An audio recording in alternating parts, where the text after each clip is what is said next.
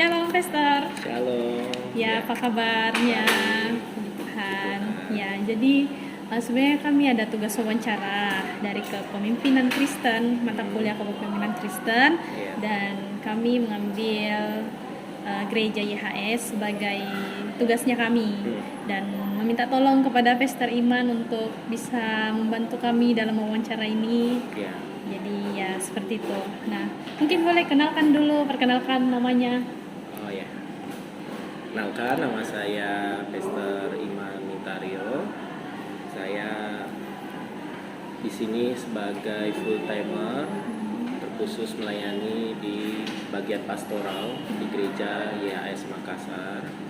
Saya juga dipercayakan sebagai koordinator yang memegang cabang YHS yang ada di Hotel Remsi, namanya YHS Church Remsi. Itu mulai jam 6 sore. Ya, kalau pagi sampai siang saya ada di sini bersama jemaat. Terus status juga dulu? Iya, status. Ya. Saya punya istri 1, anak 2. Ya, puji Tuhan. Ya. Mungkin saja kira-kira. Oke, terima kasih. Jadi saya perkenalkan, nama saya Keisha Herman dan ini rekan saya Lukas. Nah, sebenarnya masih ada satu orang lagi tadi, cuman dia kebetulan menjadi bagian editor nanti. Ya, oke. Mungkin kami akan berikan beberapa pertanyaan yang akan kami sampaikan. Mungkin ada 5 pertanyaan. Ya, mungkin dari jawabannya nanti kalau kami bisa cabangkan pertanyaannya, enggak apa-apa ya? Yang penting jangan sampai 50. Oh, enggak juga lah, enggak sampai 50. Apa-apa, ya. Ya, oke. Mungkin nanti rekan saya bisa bantu saya untuk mengajukan pertanyaan. Ya, yang pertanyaan pertama itu bagaimana Bapak memahami arti kepemimpinan Kristen dan bagaimana Bapak memahami tersebut untuk membentuk cara Bapak memimpin jemaat. Ya. Oke. Sorry, pertanyaannya seperti apa, gimana? Jadi mungkin saya bisa bantu Ya. untuk mempersederhanakan. Jadi menurutnya Pastor itu arti kepemimpinan Kristen itu seperti apa? Dan kira-kira bagaimana sih pemahaman tentang arti dari kepemimpinan Kristen bisa membentuk caranya Pastor untuk memimpin jemaat yang ada di Remsi. Ya. Oke.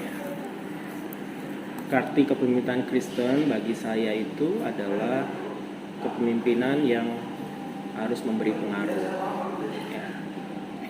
Seorang pemimpin yang berhasil adalah pemimpin yang punya pengaruh. Pemimpin yang bisa jadi contoh, jadi teladan.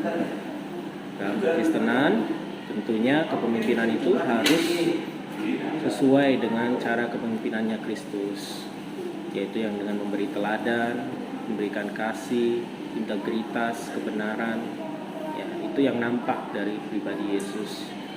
Terus selain pengaruh, kepemimpinan Kristen juga akan mempengaruhi dari segi kepemimpinan yang melayani. Ya, bagaimana kalau di dunia orang mengenal kepemimpinan itu dia bisa hanya mengorder, menyuruh dan sebagainya. Tetapi di dalam kepemimpinan Kristen bagi saya itu adalah justru dia melayani. Markus 10 ayat 43 berkata, barang siapa ingin menjadi besar di antara kamu, hendaklah ia menjadi pelayan. Jadi seorang yang mempunyai kepemimpinan yang melayani, dia akan menempatkan kebutuhan orang lain di atas kepentingannya sendiri. Dia tidak akan mencari sekedar namanya dia, tetapi dia mencari nama kemuliaan bagi Tuhan kita Yesus Kristus. Dan yang ketiga, bagi saya kepemimpinan Kristen itu bukan hanya sekedar tadi memberikan pengaruh, melayani. Kepemimpinan Kristen itu juga harusnya meregenerasi pemimpin yang baru. Tidak boleh hanya berhenti di dia, tapi bagaimana lewat keteladanannya dia akan mencetak pemimpin-pemimpin yang minimal sama seperti dia, bahkan bisa jauh lebih baik daripada dia. Kita lihat Paulus memuridkan Timotius jadi pemimpin gereja. Yesus memuridkan Simon Petrus dan sebagainya. Kepemimpinan ini harus terus berlanjut di setiap generasi yang ada. Jadi bagi saya kepemimpinan Kristen itu pengaruh yang menjadi garam dan terang, menjadi kekuatan bagi gereja, bagi jemaat. Yang kedua adalah melayani, harus sebagai bukan ngebos, tapi bagaimana justru menjadi hamba, memberikan teladan. Yang ketiga adalah meregenerasi. Dan bagaimana itu bisa mempengaruhi pelayanan saya, ya saya pun juga belajar melalui hal ini. Bagaimana saya harus memberikan pengaruh, apa yang saya perkatakan harus saya lakukan, apa yang saya mau minta yang di bawah saya lakukan, saya juga harus terapkan. Seperti misalnya ketika saya menerapkan jadwal doa, saya juga harus ada di situ, ikut berdoa, bahkan memimpin doa. Terus bagaimana saya mau meminta mereka menyambut jemaat, sedangkan saya nggak nyambut, jadi saya tunjukkan, saya juga ikut menyambut jemaat. Bahkan mempersiapkan ibadah, saya pun juga ikut bersama-sama dengan mereka, bagaimana cara menyiapkan ibadah yang baik, mengatur kursi dan sebagainya. Jadi semuanya lewat keteladanan. Saya memberi pengaruh. Saya bukan asal mengorder, tapi saya mau menunjukkan. Itu yang saya pelajari dari Yesus. Samping itu saya juga harus berintegritas. Apa yang orang percayakan dengan saya harus bisa dipercaya. Saya nggak bisa berbicara kalau orang itu meminta tidak boleh disampaikan, ya saya harus bisa dipercaya. Nah, selain itu, kalau bilang melayani sebagai hamba, ya itu di situ juga. Ya, saya belajar bagaimana saya nggak menuntut orang harus memanggil saya sebagai papa rohani dan sebagainya. Ya, karena bagi saya itu harus keluar dari pengakuan orang lain, bukan kita yang mengaku-ngaku bahwa kitalah yang menjadi bapa buat dia. Ya. Bagaimana saya juga mengarahkan orang-orang di bawah saya, ya, untuk kita sama-sama mengambil pelayanan itu, jangan hanya mau kelihatan di depan. Ya. Pelayanan itu banyak aspeknya dan nggak harus ada di depan. Ada saat kita nyambut tamu di depan, saat kita nyambut tamu yang nggak kelihatan banyak orang, itu pun kita melayani. Jadi nilai kita nggak ditentukan oleh apa yang kita kerjakan. Semua pelayanan itu dihormati oleh Bapa. Semua pelayanan itu dihargai oleh Tuhan. Jadi kalau orang yang menjadi pemimpin yang melayani, dia akan belajar rendah hati. Dia akan belajar menempatkan dirinya, nggak asal ngebos dan sebagainya. Yang ketiga adalah meregenerasi. Ya, saya nggak pernah takut untuk memberikan kesempatan bagi orang-orang baru. Ya. Bagaimana saya selalu mengusahakan untuk punya rasa aman, ya. Lihat ada potensi yang bagus, bukan itu menjadi saingan, tapi justru itu jadi bahan bakar yang baru yang bisa akan membuat pelayanan kami bersama-sama akan jadi besar. Jadi bersama dengan orang-orang yang saya pimpin, saya selalu mendorong mereka, ayo maju, ayo lakukan sesuatu yang belum pernah mereka lakukan sebelumnya, ayo punya inisiatif-inisiatif baru, ya. Dan saya izinkan mereka, saya membuka tangan besar-besar, mereka melakukan apa saja, ya, selama itu benar dan baik, saya akan mendukung. Demikian, ya. Jadi bagi saya gereja nggak boleh hanya berhenti di saya, tapi harus terus berlanjut. Pemimpin harus terus ada, pemimpin harus terus dicetak, dibentuk. Pemimpin itu nggak bisa otomatis muncul, tapi harus dibentuk, harus dicetak, ya. Jadi itu kira-kira jawaban dari saya, ya. Oke, cukup menjawab, kayaknya menjawab semua, jadi tidak perlu dibercabangkan pertanyaannya. Iya. Oke lah, baiklah, mungkin ke next pertanyaan saja. Mungkin saya yang akan bertanya. Ya. Mungkin Pastor bisa menceritakan pengalaman yang paling menantang selama pelayanannya Pastor lah. Pastor sudah pelayanan berapa tahun?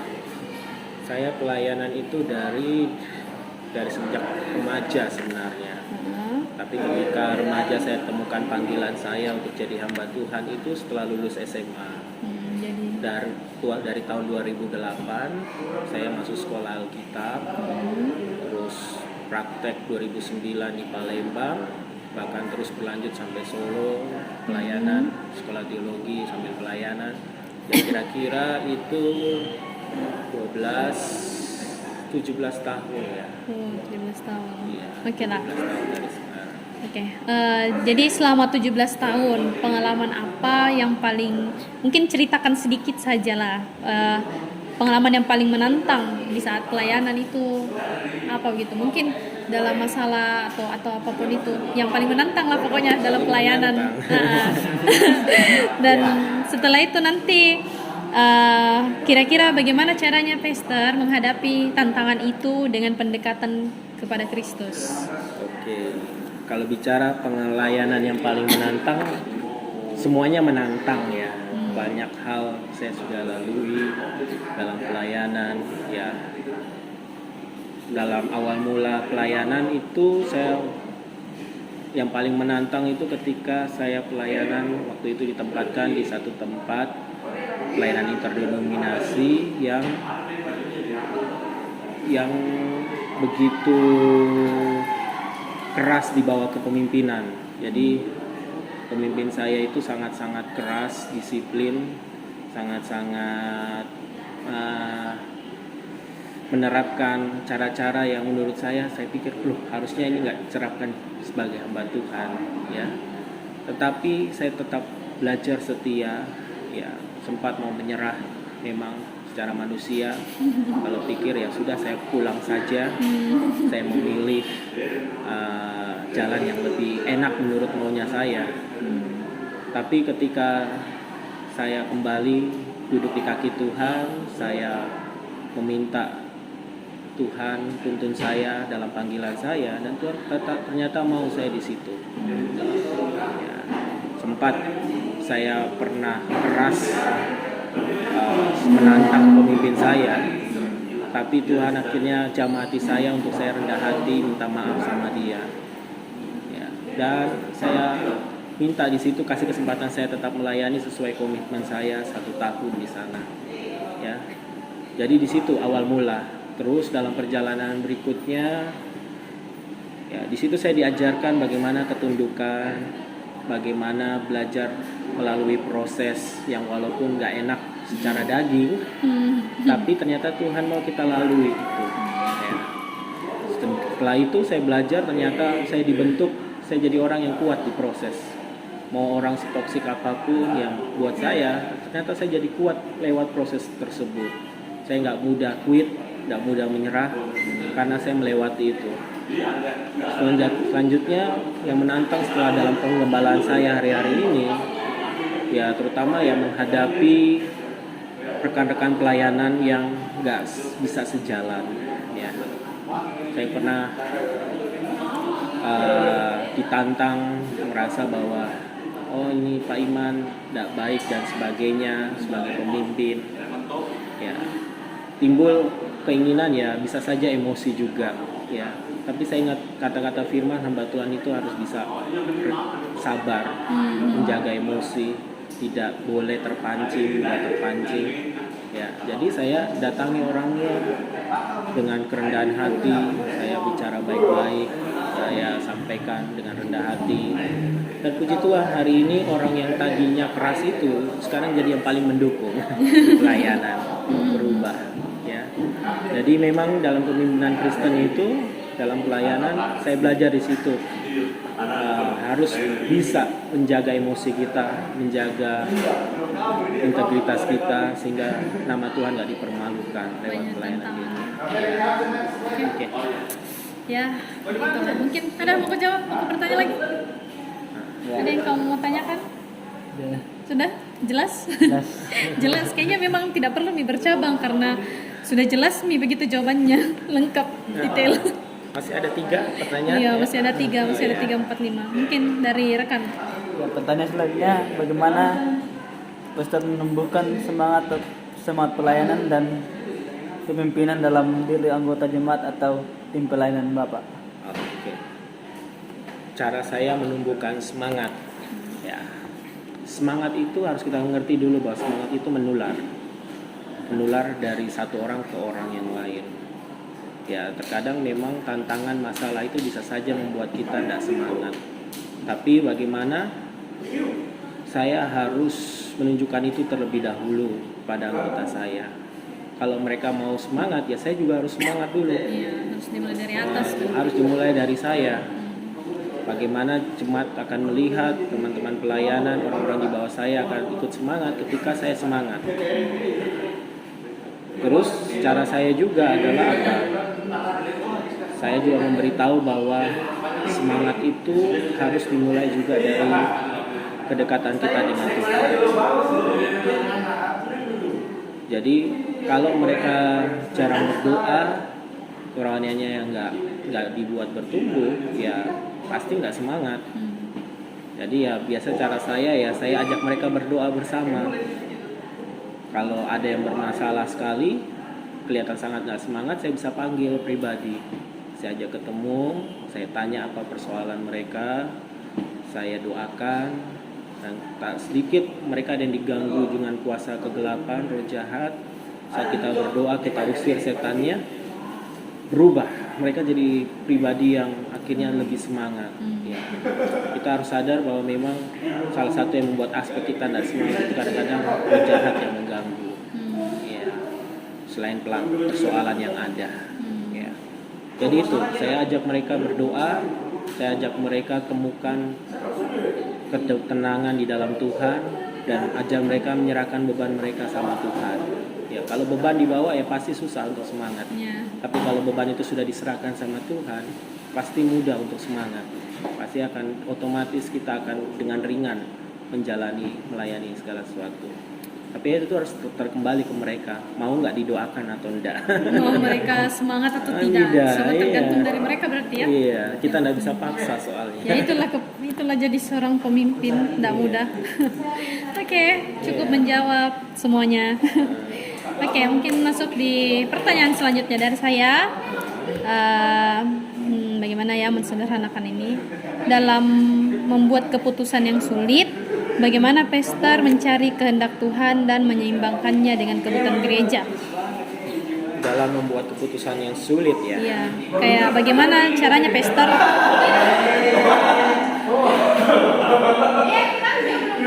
Bisa aja di pause tuh. Iya, nanti dipotong nanti.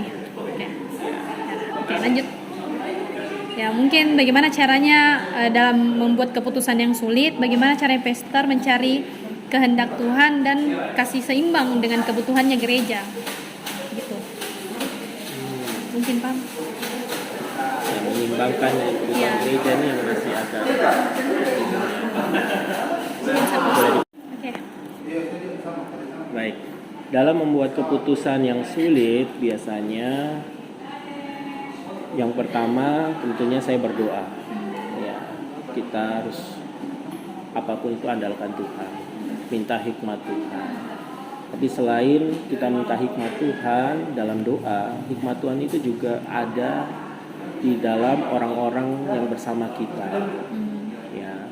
Jadi saya biasanya mencari opini orang-orang di sekitar saya. Ya, yang paling dekat bisa istri saya.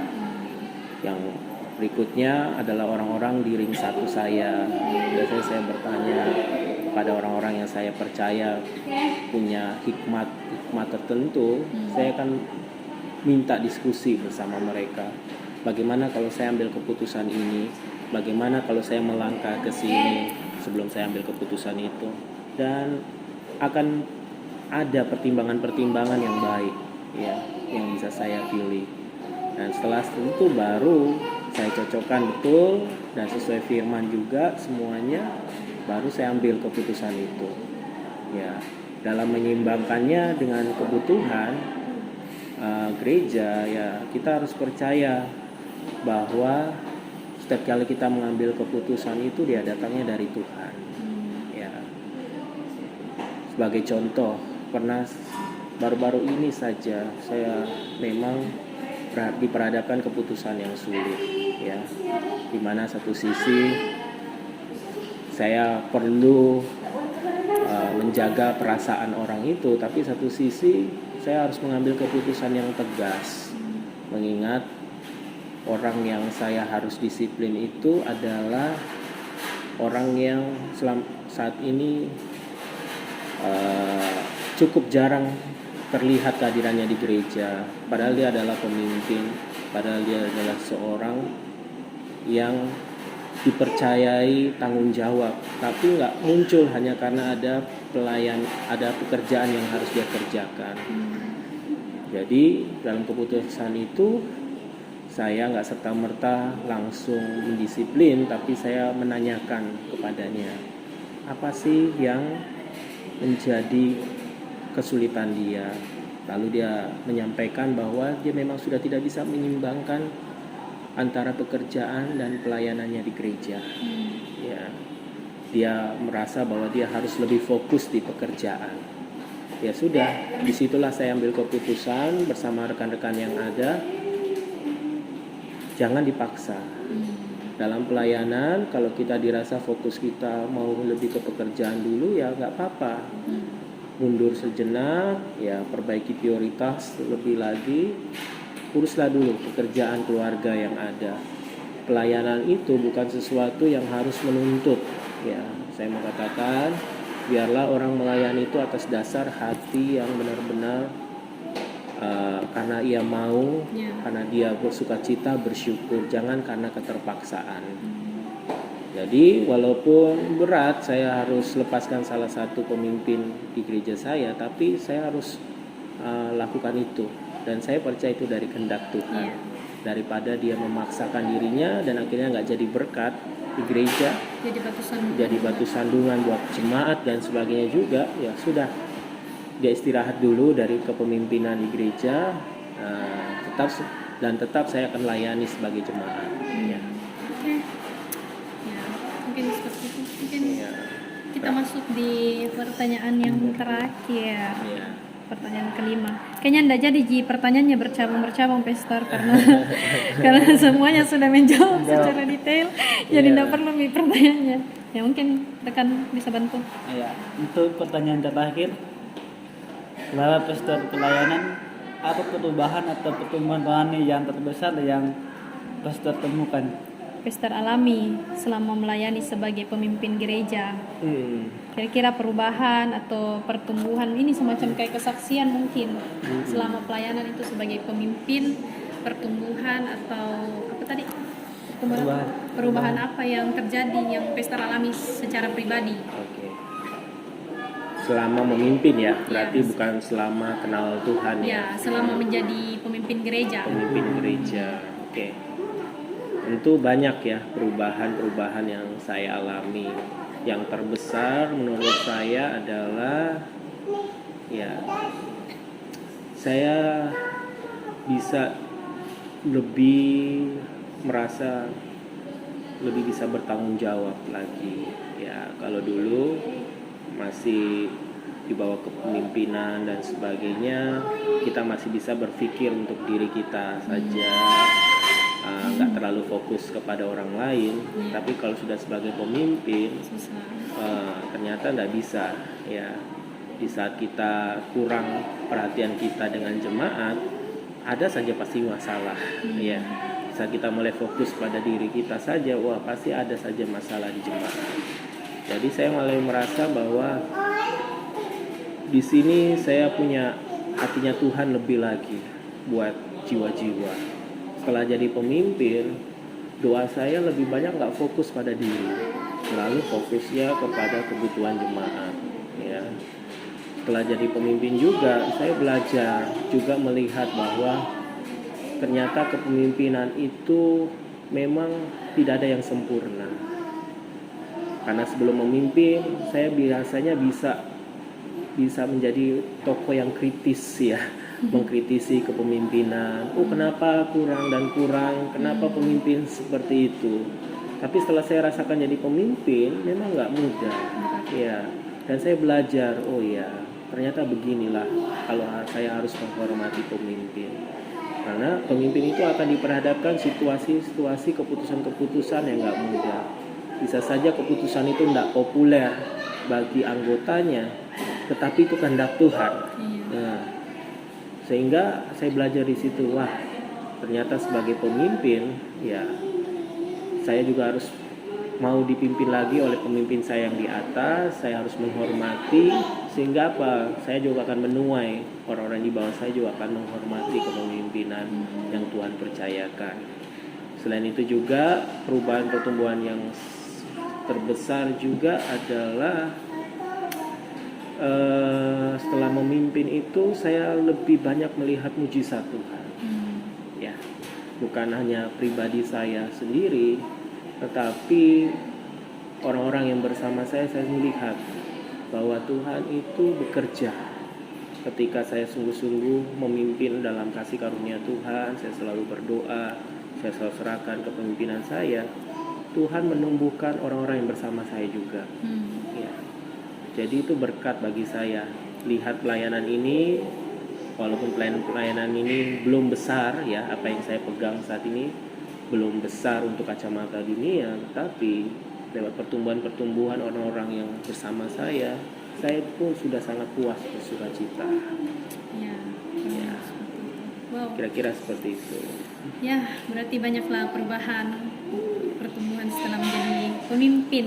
Iya. Ya. Oke lah, Gak ya. ada yang lain lagi? Mungkin sudah cukup lengkap cukup nih ya. kepemimpinannya. Jadi Padahal saya sebenarnya harapkan bercabangnya banyak ya. mau kami bercabangkan tapi sudah jelas nih. Jadi tidak tahu apa yang mau dicabangkan dari pertanyaannya. Tapi Iya. ya sudah menjawablah semua. Iya. Sebenarnya 5 pertanyaan ini adalah tugas kami disuruh untuk Iya. coba mencari tahu. Sebenarnya kan banyak gereja yang bisa kami temui, cuman alternatifnya dari dosennya kami kalau bisa cari gereja yang berbeda lah dari yang lain. Jadi kami ke Pesteriman. Thank you. Oke, jadi ya, saya juga mungkin- minta maaf kalau ada yang kurang puas mungkin dari jawabannya ya. Sudah puas sekali, puas sekali. Oke. Oke, mungkin kami ucapkan terima kasih Terima kasih Pesteriman banyak, sudah mau Lukas, membantu Keisha, kami ya. tugas kami. Ya. Mungkin nanti ada satu teman kami juga yang mungkin ya nantilah karena dia sedang menjadi editor nanti. Iya. Jadi begitulah. Oke, terima kasih Oke, Pesta baik, mungkin kesempatannya. Mohon maaf kami mengganggu waktunya hari ini dan Tuhan Yesus memberkati. Tuhan Yesus berkati juga Oke, semuanya. mungkin bisa Shalom. say goodbye Thank dari you. kamera. Bye bye. Tuhan Oke, berkati. berkati.